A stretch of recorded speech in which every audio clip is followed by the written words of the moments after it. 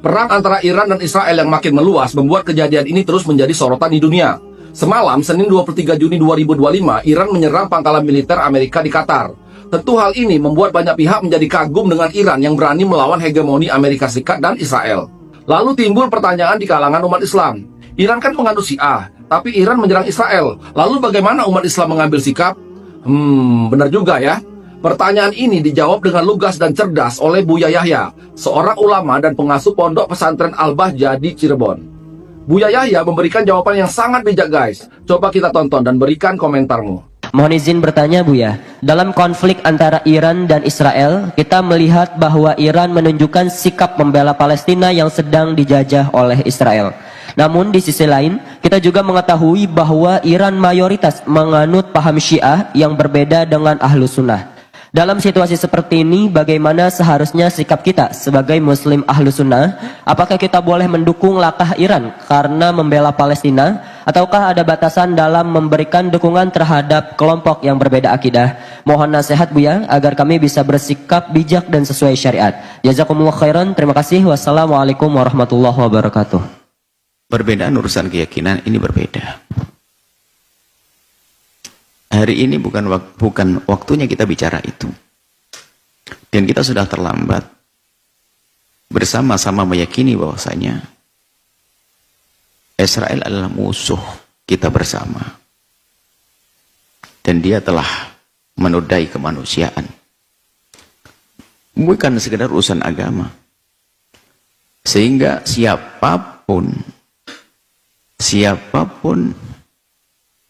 yang ingin membela Palestina hari ini, maka tentu harus kita dukung bersama. Sekarang dukungan keluar bukan dari orang yang mengaku Islam saja.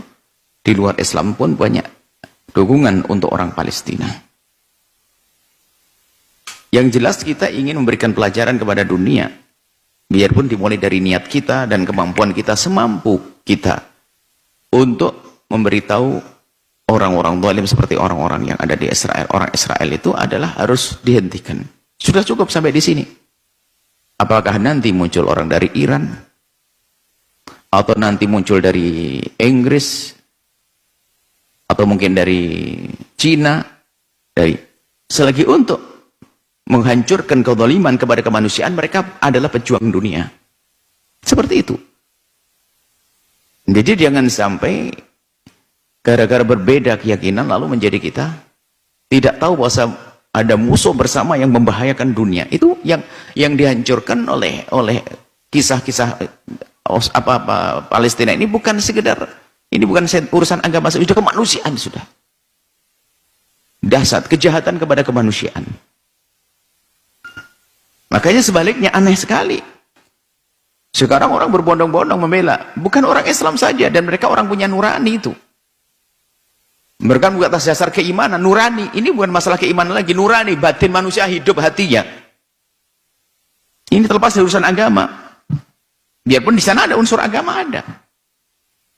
Tapi terlepas dari itu bahwasanya hati, batin, nurani. Makanya hari ini kalau ada orang tidak pernah sedih dengan kasus Palestina, tidak pernah tergerak untuk membantu Palestina, bahkan mungkin ada action juga, malah gayanya membela yang musuh Palestina. Nah, ini kan aneh sekali. Hatinya di mana? Bahkan guyonan di saat berbicara tentang Palestina dan seterusnya. Palestina harus kita bantu, kita tolong.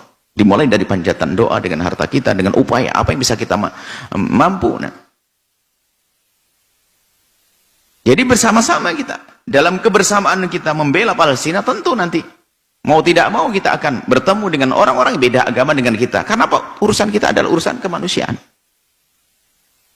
Kalau seandainya kita tidak menginginkan ada negeri yang diganggu oleh negeri lain, anggap saja misalnya nanti kok tiba-tiba, misalnya Cina, kok tiba-tiba diserang dengan zalim oleh tidak tahu satu negeri mana, satu bangsa mana, ya kita harus bela juga. Britania Inggris misalnya apa, tiba-tiba diserang dengan zalim, kita nggak boleh diam. Itu adalah batin kita. Apalagi kita seorang iman, manusia, seorang manusia saja mengerti itu, apalagi orang yang beriman mengaku dia berasyhadu alla ilaha illallah asyhadu anna Muhammadar Rasulullah. Yang aneh hari ini adalah ada orang justru merendahkan orang yang ingin membela Palestina, bahkan jadi bahan guyonan. Tidak tahu, subhanallah, hati-hati. Orang-orang begitu adalah orang yang tidak punya perasaan. Akankah dia Anda izinkan hidup bersama Anda, bersama keluarga Anda, bersama lingkungan Anda? Oh, hatinya mati. Berita sejelas ini, biarpun berita itu adalah juga tidak semuanya nyampe kepada kita. Bisa jadi kalau kita mendengar secara utuh, secara sempurna, lebih dahsyat lagi. Itu adalah berita yang benar tentang Palestina, pembantaian Palestina, kezaliman pada Palestina. Seperti itu. Makanya mengherankan adalah mereka-mereka yang subhanallah atas nama Islam kadang-kadang mengaku Islam, malah guyonan, naudzubillah, subhanallah. Bahkan Anda ini kalau simpati dengan orang begitu, Anda ini bermasalah. Simpati dengan orang yang menjadikan Palestina bahan ejaan, atau tidak